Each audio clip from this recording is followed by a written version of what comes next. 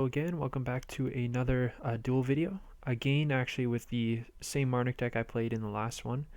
Um, again, I'll also be playing against LED, but a different matchup this time. Um, just to touch on the deck, I know I went over it mostly in the last video, but you're trying to curve out into Marnik with some of these cheap nature creatures, and then ideally attack, unleash, and hit some big creatures off of that. You also have Mana Storm as a backup plan, um, especially against some of the slower decks, just to hit a bunch of land drops and get up to the same giant creatures. You could build this deck a ton of different ways. I think certainly instead of Caius and Aquatique, you could play giant. You could splash both Infernuses. You could play Tritonus. You could play a card like Twilight Archon. There's a bunch of stuff I tried out and experimented with, but I really kind of valued and enjoyed the ability of just having more light and even nature mana to help more consistently cast the lower curve of my deck. Not really sure what the exact way to go is, but I mean, Guardian Aquatique is a really poopy card, but I don't know. I feel like it gets the job done for this deck and has enough things going for it that I think it's worth playing. With that said, I'll jump into the actual match itself. So, beginning game one here between myself and LED, and we'll kind of see how this unfolds.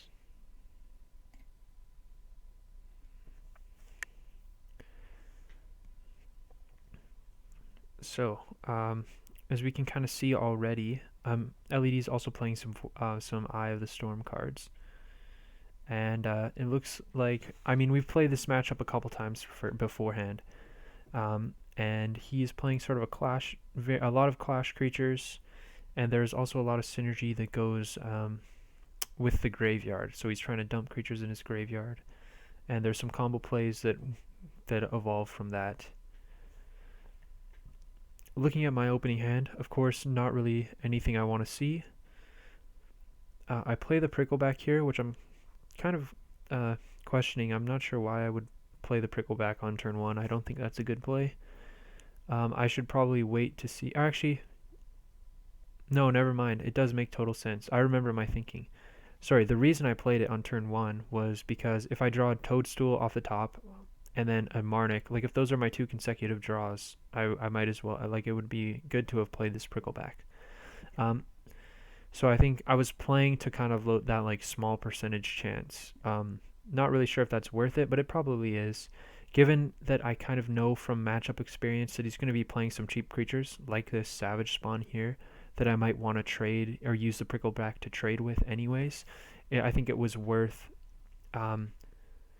playing the Prickleback just to play towards the out of that kind of progression that I wouldn't have been able to do had I delayed the casting of the Prickleback.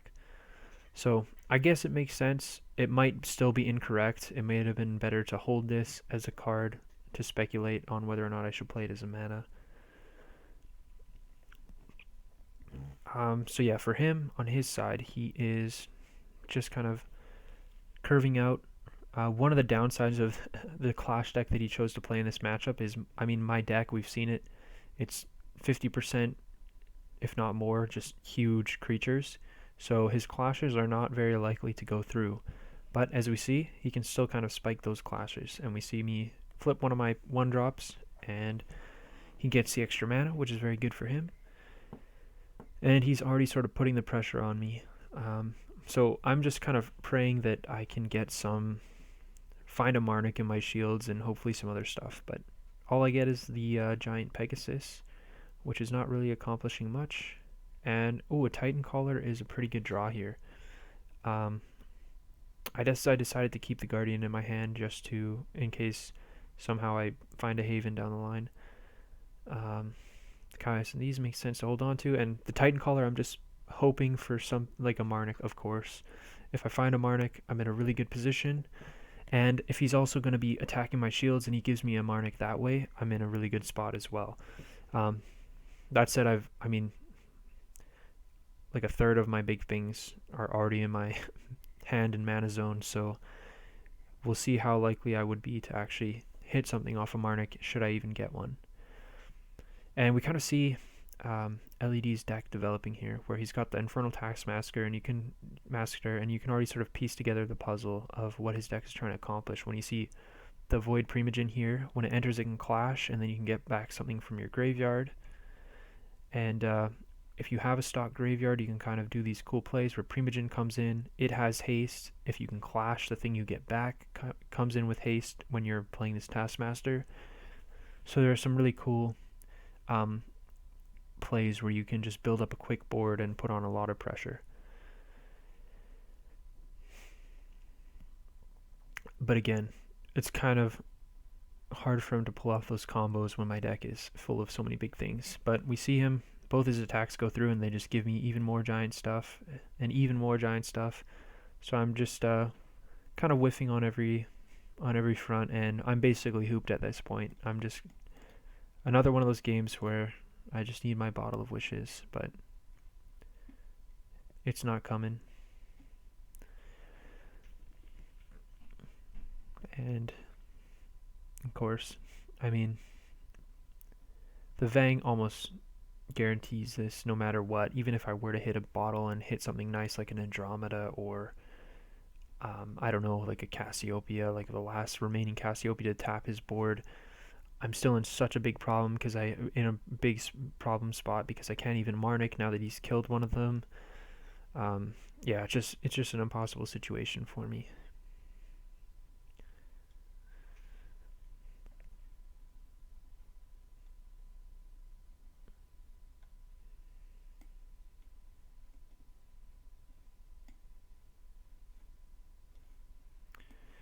And so, I mean, it looks like we're just going to see that match come to a close there. I revealed the bottle off the clash, so I just concede knowing that it's not in my shields. So that was the first game there. Pretty quick spanking. I had the opportunity there. You saw me dig with the Titan Collar, but I just couldn't find the Marnik. So things did not go my way. Going into game 2 here, we will see how this one shapes up. So again, here we see kind of the Ember Adept, which is sort of facilitates a lot of those combos with the Primogen, where it can kind of dump stuff into your graveyard. I elected to go first this game. It looks like. I guess I decided to, like, I have the tool to generate an extra card here. I wanted to just kind of keep the momentum of taking the play. And it looks like LED will probably just cast the Ember Adept here, try to fill up his graveyard. And you can kind of see how these kind of chains can build, where you have the Taskmaster in play, and then you play Primogen. If you can win the clash, then you can get back another one, and then that can get back something else. So it's a pretty sweet deck.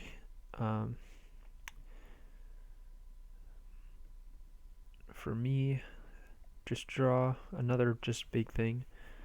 Play the Titan Collar. We'll see from this stage. I mean, I'm looking for Marnik and trying to play towards that, but I'm happy just kind of hitting anything here. Just playing towards this Mana Storm. Going first with the Mana Storm, it might make it so that I'm more likely to actually untap with all that extra mana. And especially if he's not going to be pressuring my shields, these Caiuses can be a very, very powerful layer of defense. So a Necros is another really cool piece of some of those combos that he's playing. And untap the Toadstool. I suppose I just elect to play the card. It gives me the option, if I were to draw Marnik next turn, to just do that instead of the Mana Storm. Interesting that I put down both the Caiuses, though. I guess from my perspective, I suppose my plan is now, rather than playing Mana Storm into Caius, I can go Mana Storm into Andromeda, and I valued that a little higher. I guess that makes sense. Maybe it would have been better to just not play the Toadstool and just Mana Storm into Caius and then follow that up with an Andromeda. So it may have been worth it, because these Caiuses are kind of might be valuable in this position. So it may have been better to just forego putting one in mana, because with only one left, it might be a tool that I want access to. And he, of course, sort of setting up his combos here. The Taskmaster is a super threatening card, especially to my low defense deck with already the bottle gone. But here, I just play the Mana Storm, and I get to cast a Titan Caller as well, and find another Andromeda. So, I mean, so long as I get to survive this Taskmaster, having back-to-back Andromedas could be a super powerful option.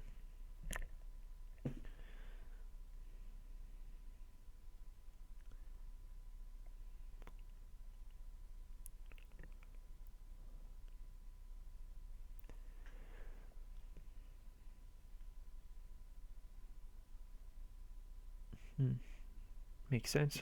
That was the mana decision I probably would have made as well. And he plays the Primogen, and he's going to be looking to hit the Clash here. So he's probably not going to be favored to hit it, but we'll see if he does. And Horned Chameleon versus... Okay, and he spikes it with the Savage Spawn. So that means he's going to get the follow-up of the second Primogen, and he gets to spin the wheel again.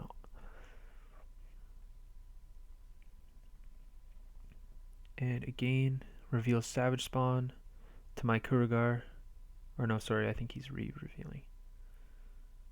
Okay, yeah, so I win the Clash, so I cut it off there. If he had hit that Clash, it could have been really scary, because he could have put me to 0 shields, and then my Andromeda might not even been able to stabilize me, especially when he has this Necros. If he can pull the same thing off and build that board up again with the Necros, I might have been in a really tough spot even with that Andromeda. But that said, he pokes at some shields.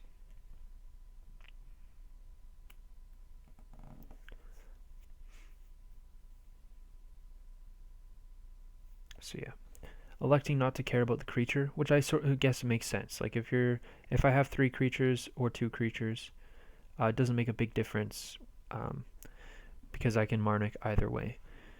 But I'm likely just going to be dropping some big bomb, and you want to get under those with as many creatures as you can. And he doesn't worry too much about having to dump these out of play when you're just going to be necrosing them back.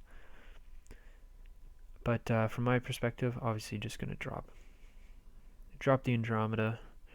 I could think about going in for shields here, but I know he has all these combos. I don't necessarily know he has access to the Necros, and I just don't want to give him the out to having some kind of absurd combo that maybe I haven't even seen yet. So I'd rather just sit back, and I have so much ability to stabilize here.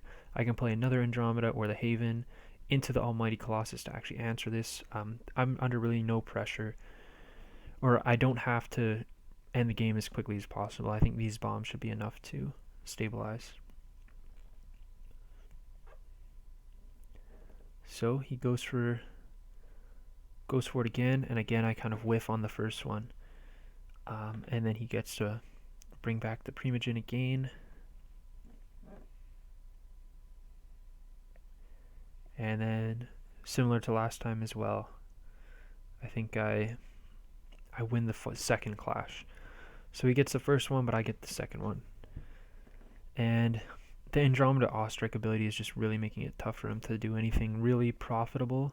If he wants to attack with 2 creatures, he would have to lose this Taskmaster, which he doesn't want to do. So instead he opts to just, I believe, just attack with one of them.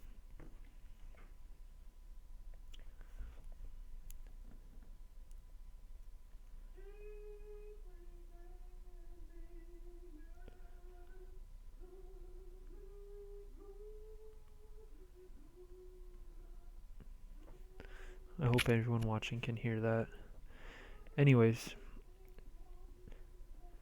so we're going to untap, and we have the follow-up Andromeda here if we want to play it. We could also play Haven, but I mean, it's looking really good for us in this position. The Mana Storm came in clutch. We were able to actually get ahead of his big plays with ours. And even though we completely whiffed on finding a Marnik along the way this game, I mean, just the power of these Andromedas is going to carry us. and just building up a huge board. Again, no real need to go in. If I were to break a few shields and hit a root trap out of his shields, and then he had some big follow up, like I'm not sure exactly what his deck is capable of.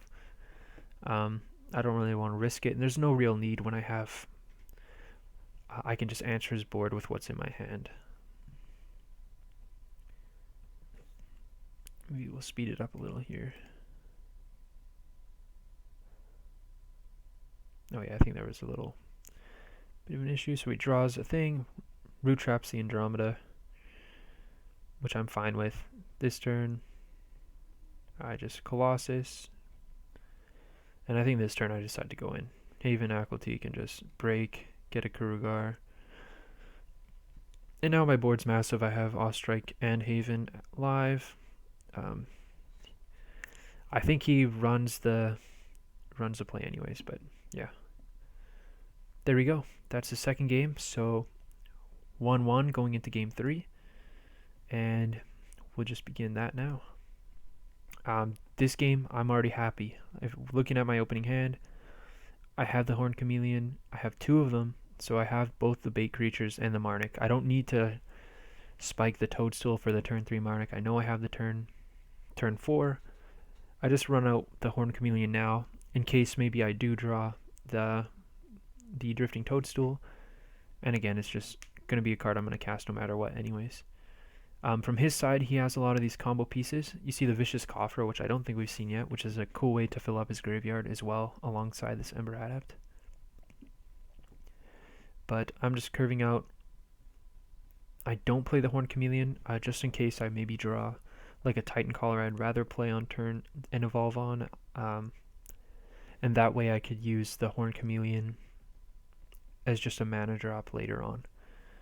So just a marginal play there, not playing the Chameleon on 2. For him, I'm not really sure. I would probably, I guess that makes sense. Throw that in mana. Maybe next turn. If you're not going to spend the mana this turn, I would probably play the Krakatoa in mana that turn anyways. Because you're wasting your mana this turn anyways, you might as well use that opportunity to throw the multi-civ down, right? If you've already consigned yourself to, because you can't cast anything, you can't cast this 2-drop, rather than now you're in another spot where you kind of have to decide, like, am I going to play this multi-civ now and play the 2-drop, or would I rather play this more powerful 3-drop? If you have the Krakatoa, you don't necessarily need to make that compromise. But then again, maybe he's planning to hold on to this card. Like, he just wants to curve this into the 2 Primogens, and then that might be his other curves. He wants to save this for the top end Krakatoa. But now, I mean, we see kind of here that might not end up working out how he wants. But I think it ends up being fine for the most part. I think that's like a marginal thing, but it would have been a little bit better to have played the Krakatoa in mana the following turn, just because it gave you a little more flexibility afterwards. So here, draw the Titan Caller, keep it on, and I get the Marnik. And now I get to make my attack, unleash, and hit a Drifting Toadstool, which sucks. So that's you live and die by the highs and lows of Marnik.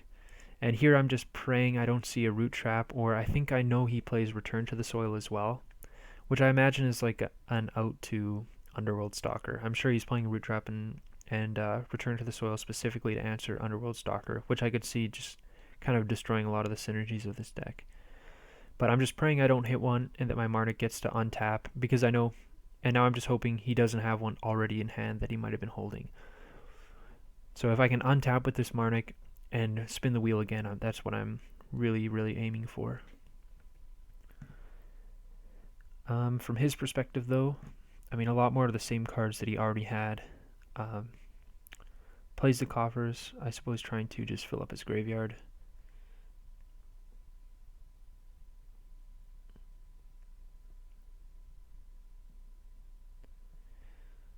And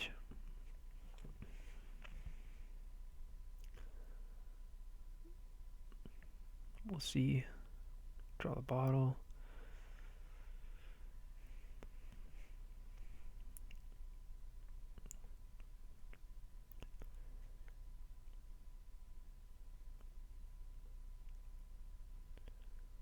Oh, I believe I whiffed. Did I whiff off the Titan Collar? Interesting. Oh yeah, I think I remember that. I played the Titan Collar and put like 3 1-drops off the top of my deck.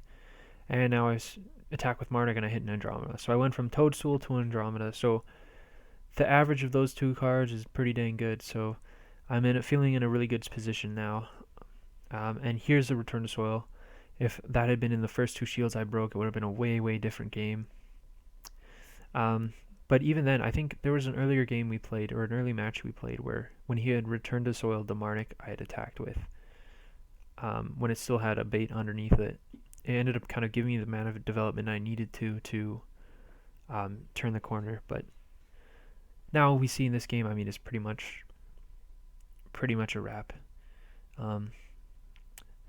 Nothing really he can do, unfortunately for him. So yeah, you see how strong this deck can be, especially against low interaction decks like this, when you open the Marnik, especially when you get 2 shots at it. It's just not that likely you really whiff twice in a row. So the deck has a pretty high ceiling, but it is super there's a lot of variance to this deck. So we see him kind of just running through the motions, but obviously the game is over, and we see me attack for the win. So that was the match. Yeah, again, I hope you all enjoyed that match. It was just another quick one. That one showed a little bit more of the Marnik deck actually winning, and I thought it was a cool match because it showed kind of both ways the deck can win. That said, it made the deck look a lot better than it really is. Before that match, I think LED had kind of gave me the beatings in, I think, 2 other matches. Granted, I think they were all 2-1 victories. I think it would be like he would win 1, or he'd win 2 matches for every 1 match, or he'd win 2 games for every 1 game I would win. So he would always be on the winning end of a 2-1 victory, which kind of demonstrates the inconsistency of this deck. But he won that first match against me with the Shadow Champion deck, and then he beat me twice with the Void Spawn deck until I finally got a W in this match. So overall, not a great performance, but I mean, it's a fun deck to play, and it has some cool upside when it works. So I hope everyone watching enjoyed the little video there, and let me know what other decks you might want to see being played in the future, and any input you guys have to kind of the video process. As always, thanks for watching, and I hope you enjoy the video.